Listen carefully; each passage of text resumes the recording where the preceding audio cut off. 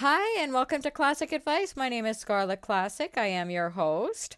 This is my podcast all about my advice that I'd like to share with you. I also have co hosts on, and they bring their own unique experience and expertise to the show, which is awesome. So I'm so happy that you decided to join, and let's dive right into the episode. So, this is part two. If you haven't listened to last week's episode, it's called episode like E10 for episode 10, dealing with toxic people part 1. So if you haven't listened to that one yet, I would really encourage you to stop this listening to this one, go back to last week's and listen to that one first. In that one, I talk about learning to recognize all the toxic people in your life. And then in this episode, what we're going to talk about is how to set boundaries with the people that you have discovered that are toxic in your life. So let's jump right in. I would encourage you to try talking to the person. So whoever this person is just sit down and have a chat. But when you sit down and have that chat, please don't try to fix them. Because if you could just imagine someone doing that to you, that you probably wouldn't be very receptive to what they're saying because you're feeling attacked, and then you would get defensive. And setting boundaries is all about you and what you are going to do when they do something. My counselor said when she was teaching me how to set boundaries, because I had absolute zero boundaries with people in my life. I was a people pleaser and people walked all over me. I had zero respect for myself because I never said no. We'll maybe talk about that in another episode. Say no. But it's what my counselor said was, when you go talk to them and say, hey, when you do this, it makes me feel hurt, or it makes me feel a certain way, and nobody can argue with how you're feeling. Your feelings are yours.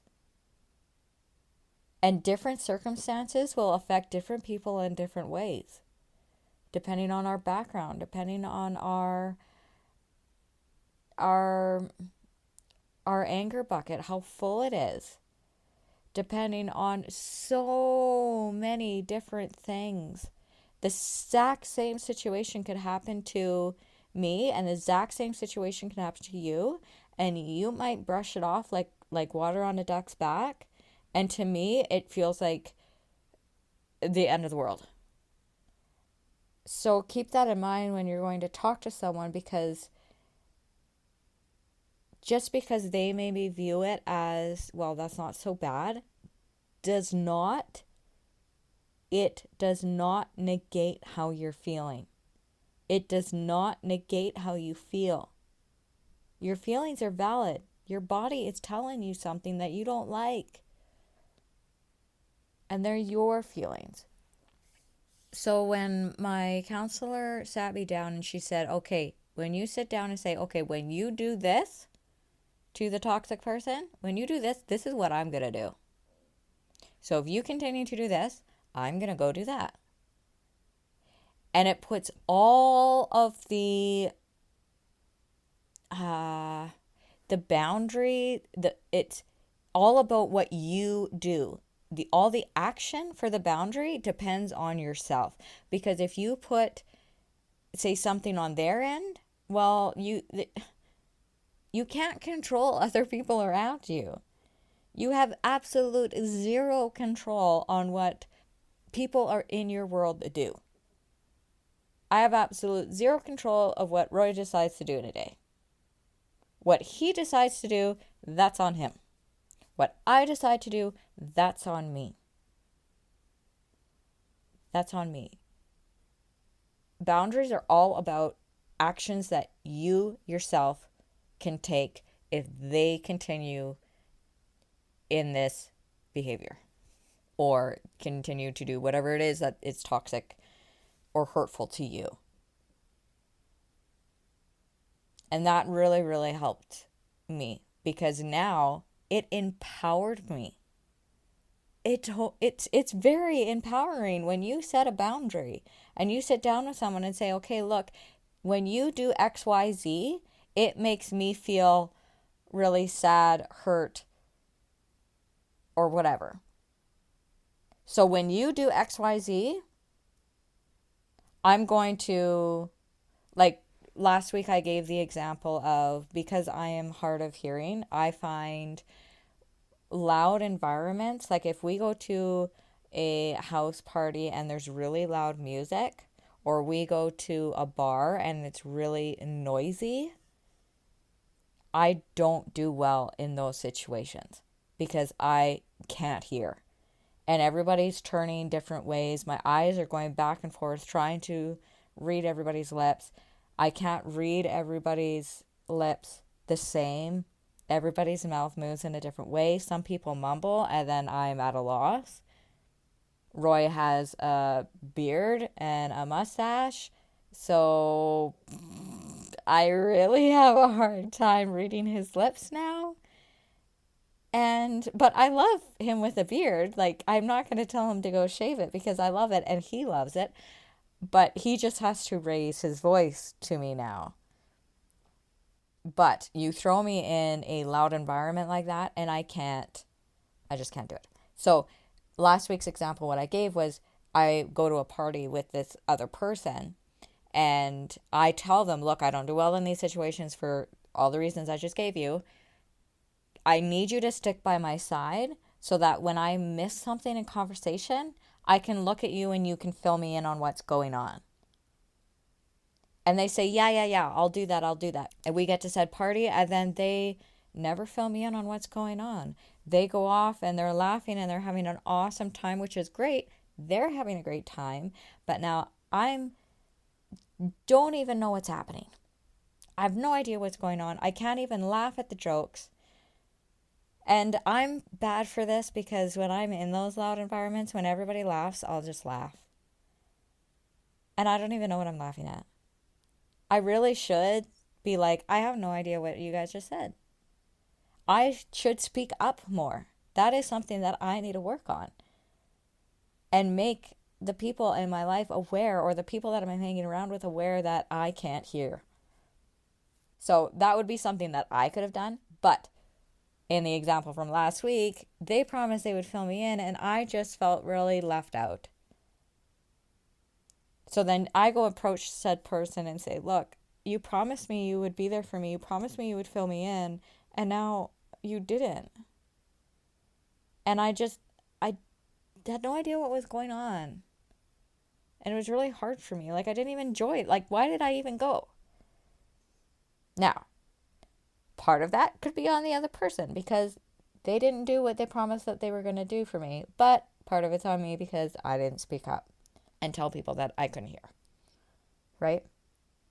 So having that conversation with people, say, look, that you did this and this is how it made me feel. Next time, if you do that, I'm either going to leave the party or I'm going to remove myself to a different room from you and where it's quieter. Or maybe I need to learn to speak up. And maybe that's something that they could point out to me, be like, well, you could say something instead of just laughing at everybody's jokes when you don't even know what you're laughing at. It's kind of that give and that take, right? Because it's not the toxic people in your life might not all be on them. You might need to look in the mirror and really evaluate what are you doing in that situation that you could stand up for yourself. I was such a people pleaser in the past, and I obviously still struggle with it today to some degree. That literally just dawned on me as I was doing this recording that I am bad for that I need to learn to speak up for myself when it comes to stuff like that.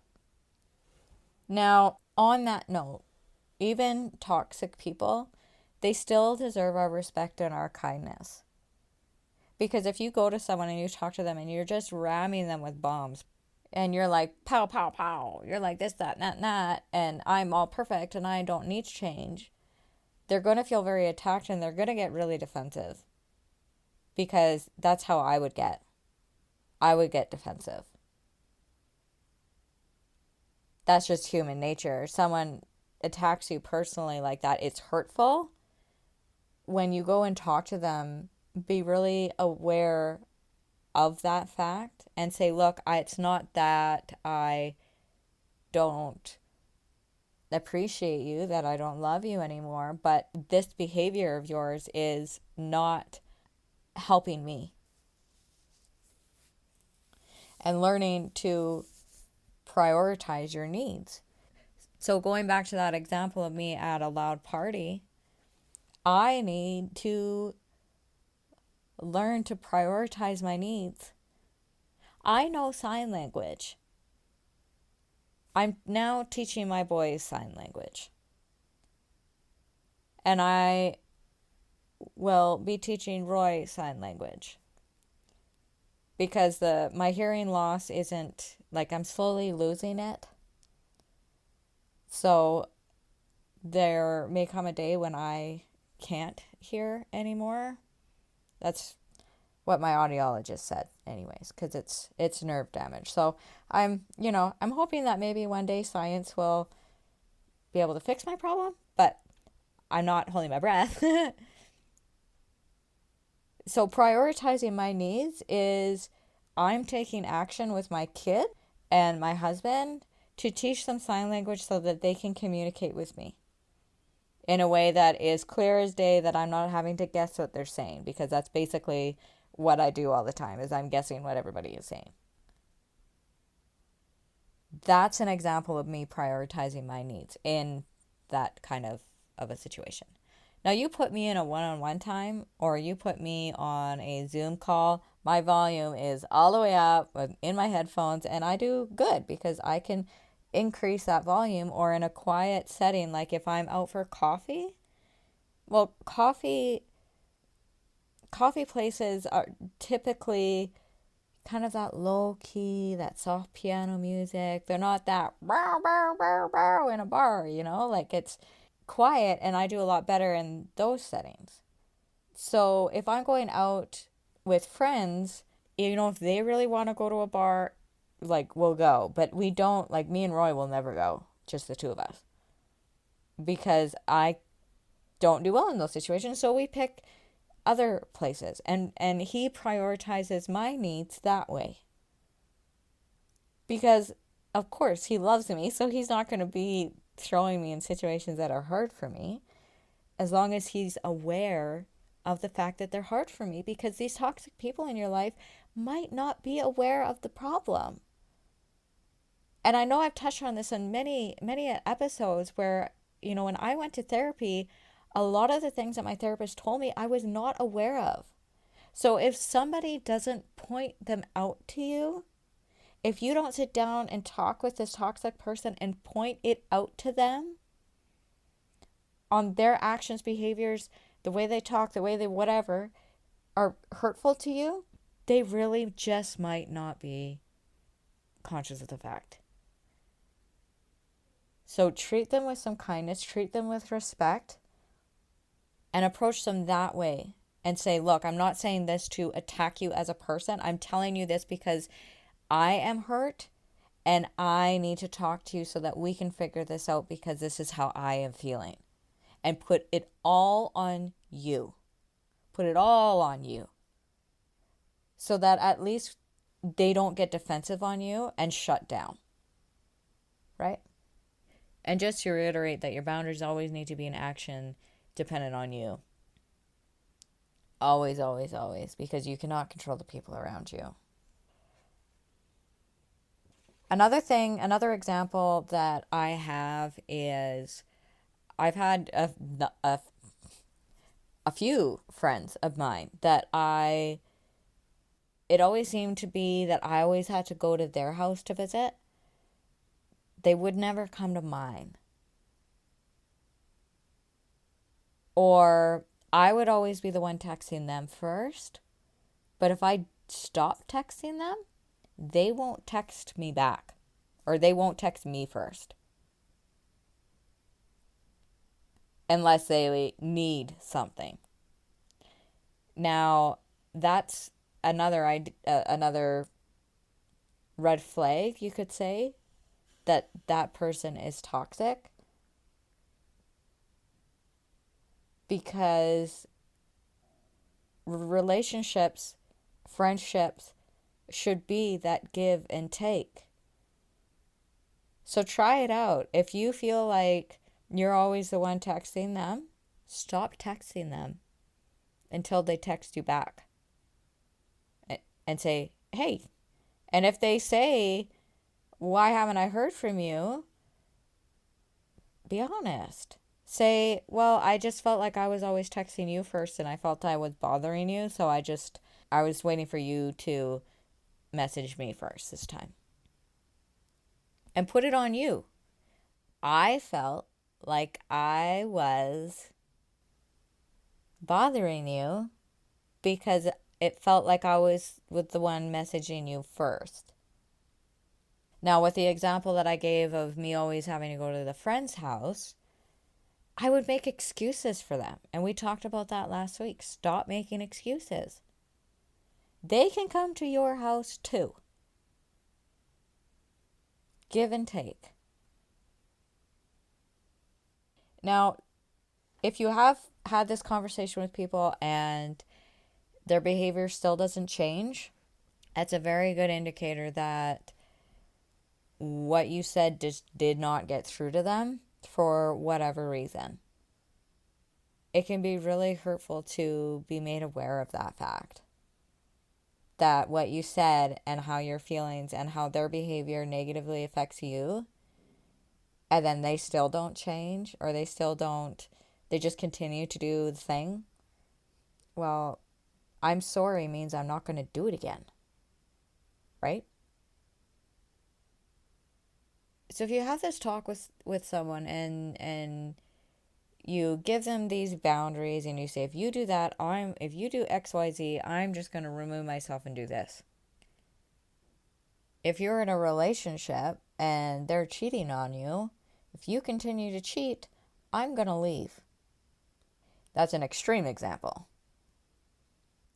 If you continue to do XYZ that makes me feel sad or hurt, then I am going to limit my time with you. I am going to go do this. If you continue to do XYZ, then I'm going to remove myself. If they continue to, like that situation with the bar, if I feel really excluded, and even if I tell people, sometimes in that loud of an environment, even if I tell people that I can't hear, even if they try to tell me again, I still wouldn't hear. So maybe I just remove myself and I just don't go. If it bothers me that much. Right? Limit your time with them. If they continue to treat you poorly, if they say every time you get together with them, they're judgmental and critical, and you talk to them about that fact and they still don't change. I've had people in my life like that, where then I tell them about it and they still don't change. So then I just don't spend as much time with them. Now, depending on the scenario and how hurtful that they are, you can even just cut the friendship. And this can be particularly hard if it's family members. I understand that. I really do.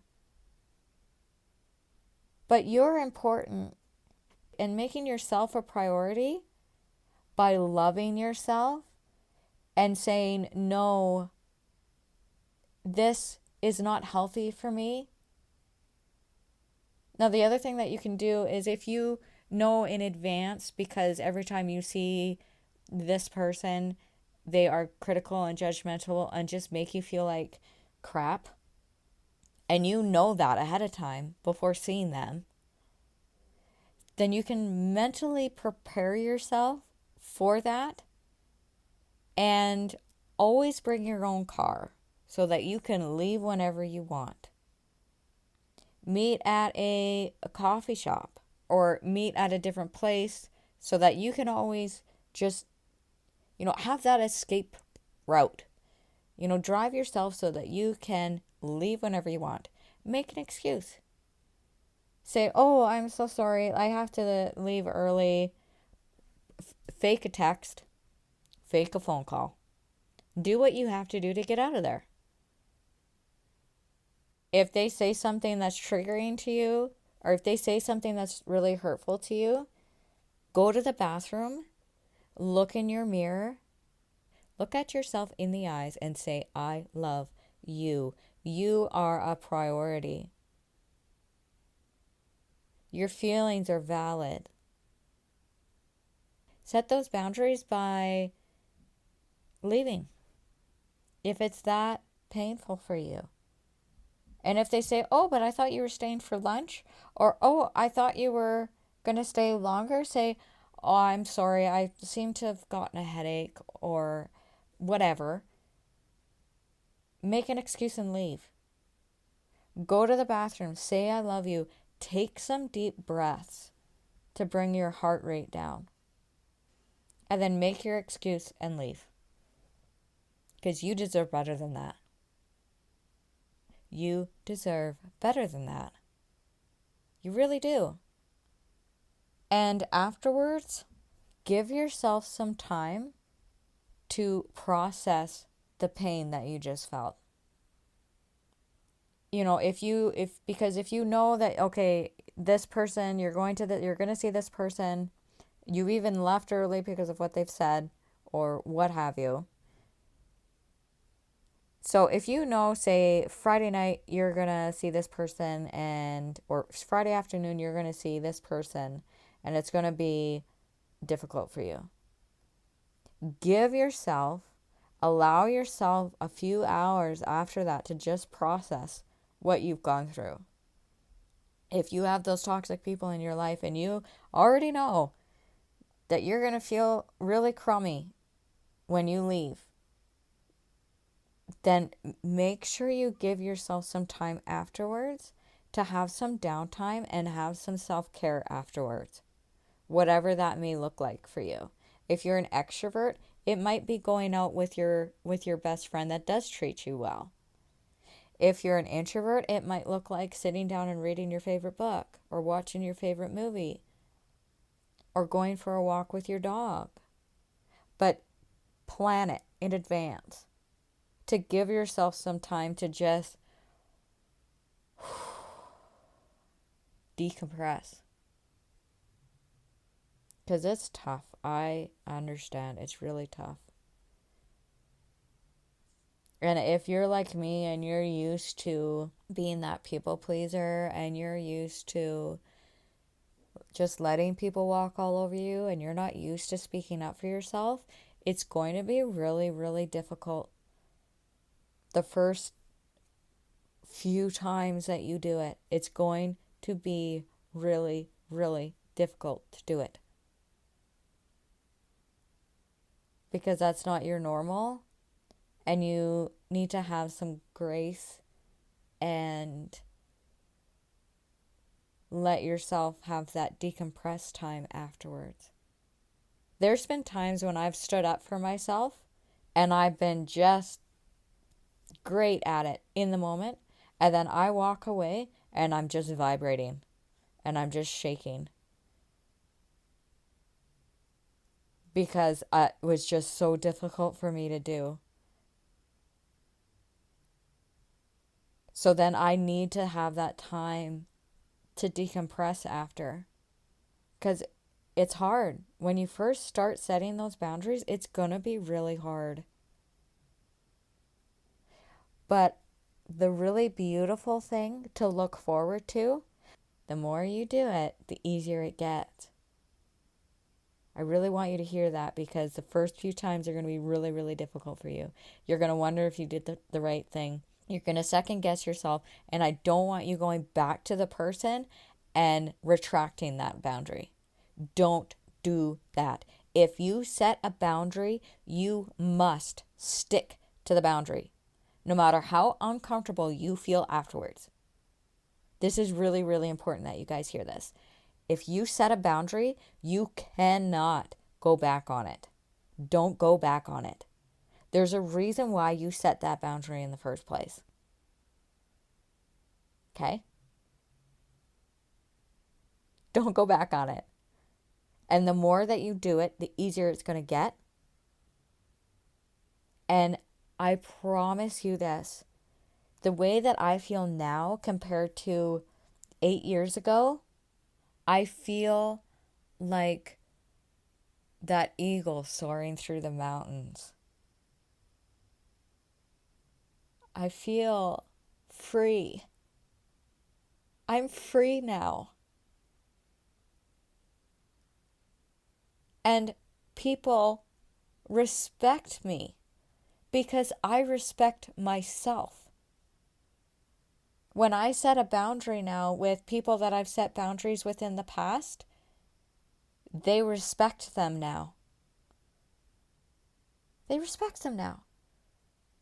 I respect me now. I have a profound love for me now. And it's beautiful and it's freeing and it's just amazing. And I wanted to share these 2 episodes with you because of this feeling that I have now. Because I want you to have this feeling now. I want you to just, it's amazing. It's amazing. And if I can do it, you can do it. You can do it. You really can. I really didn't think that I could. And I did it. So that's my encouragement for you guys. That it's possible. That I want you to feel the way that I'm feeling now. Free. And soaring. And loving life. And having amazing friends that aren't toxic. Having amazing friends that respect and love me because I respect and love myself. So that's really all that I have for you guys today.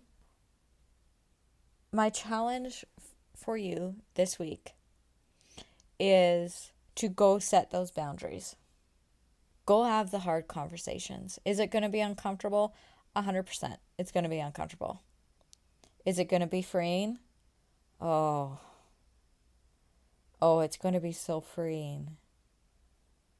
It's going to be hard the first few times. For the first while, you're going to second guess yourself. Yeah, you're definitely going to second guess yourself. But stick by you. Stick by your decisions. And wait for this amazing feeling that comes later. And the second half of my challenge for you this week is to respect yourself, love yourself, and don't let anyone take away that respect and love from you. Because you are beautiful, you are amazing, and you deserve all the love and respect. And know that I'm here for you. If you want to talk, I'd be more than happy to talk. All right, I'm going to leave you guys with JJ's tagline because it's just so awesome. So please pause, love yourself, and be aware of your ripple. And that's a wrap for this episode. Thank you for listening all the way to the very end. Aw, you're the best. My website is ClassicChronicles.ca. If you want to head on over there, I have my co-hosts all listed there. If you click on their photos, it'll take you directly to their website.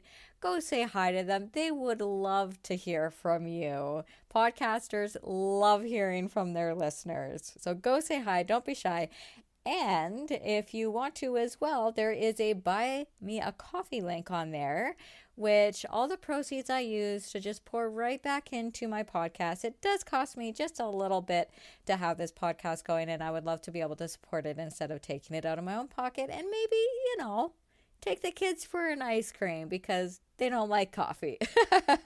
I love coffee though. So, all right. You guys take care and we'll see you next week. Bye.